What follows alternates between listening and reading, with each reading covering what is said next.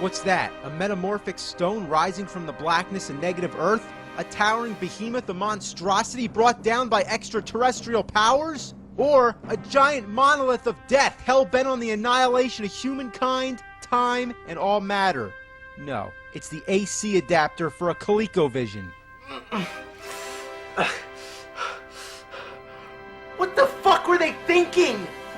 Is this necessary? Look, I can't fit this godforsaken piece of shit in the electrical outlet unless there's nothing next to it. What a fucking hog. That's what it is, a self-indulgent glutton of a power hog. Anyway, the ColecoVision was released in 1982, and like the Intellivision, it had the same stupid-ass keypad, but with a joystick. Well, almost a joystick, and it's so stiff it doesn't fare much better. First, let's try out Montezuma's Revenge. Well, I would make some comment about diarrhea or something, but it's actually a pretty good platforming game. You collect a bunch of treasures while avoiding all kinds of hazards. Standard stuff, you know, but well done. Only problem, this controller is fucking horrible!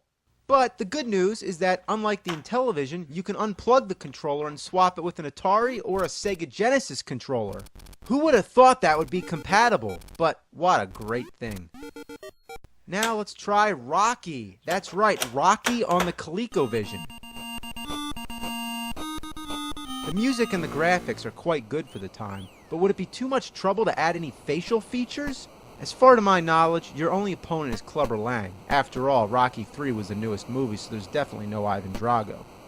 But all you do is mash buttons and it all boils down to a big crock of shit. Okay, you're not gonna believe this one. It's called Cabbage Patch Kids Adventure in the Park. It's basically like another Pitfall game, but with a random layout. Why would I swing on the vines when I can hop on the lily pad instead? Then there's screens which don't have anything on it. So what's the point of having them? And so many of them look the same. Next is Campaign 84. Yes, a game based on a presidential campaign. Probably the worst fucking concept for any game in history. First, you pick what you want to accomplish. You know, like what kind of serious issues there are in the country, like ban all shoelaces.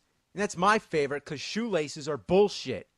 Then you pick the donkey or the elephant, and I don't really know which is which. And then you're moving around, and I really seem to be having a lot of trouble with this because I can barely move.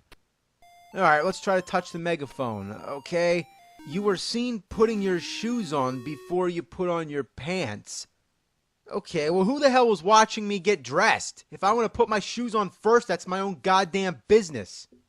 Next up is Chuck Norris. Yeah, that's right, Chuck Norris, the game. You're walking around and then you get into fights, and the attacks are completely ineffective. Come on, you son of a bitch! Wow, this is shit. Next we have Dance Fantasy. Okay, well my first question is, where's the music? And what the hell am I trying to do? You're just like floating around. It's as much fun as dragging a mouse around a computer screen. Dr. Seuss's Fix Up the Mix-Up Puzzler. It's a puzzle game where you put together different Dr. Seuss characters. Yeah, that's about as much as I can say about that.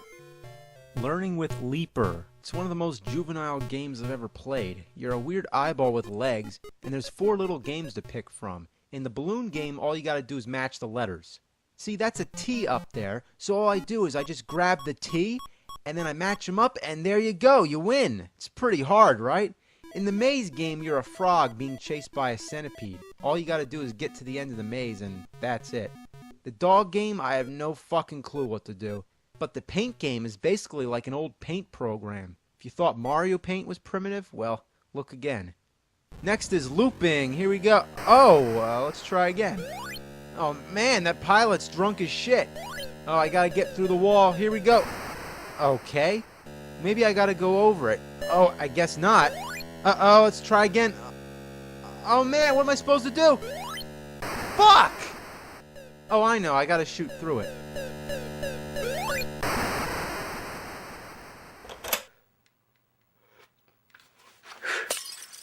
Robin Hood. I guess you're Robin Hood and you're just shooting the fuck out of people with your arrows.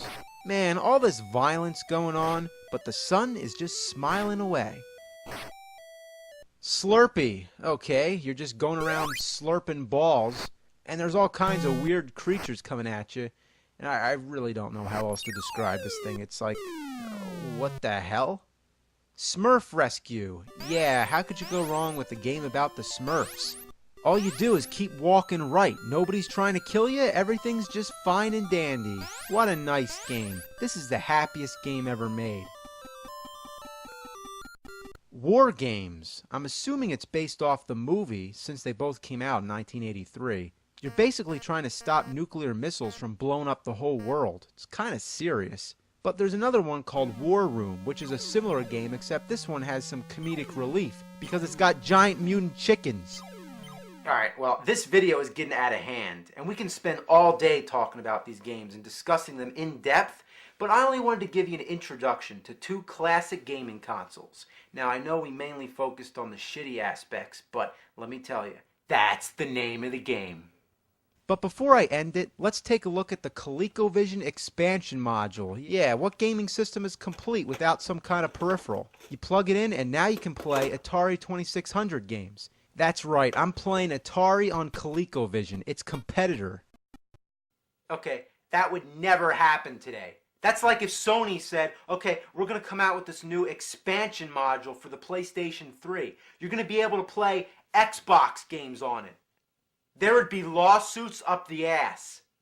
And there were more expansion modules. The second one's a steering wheel for the driving games, and the third one connects the fucker to an Atom computer.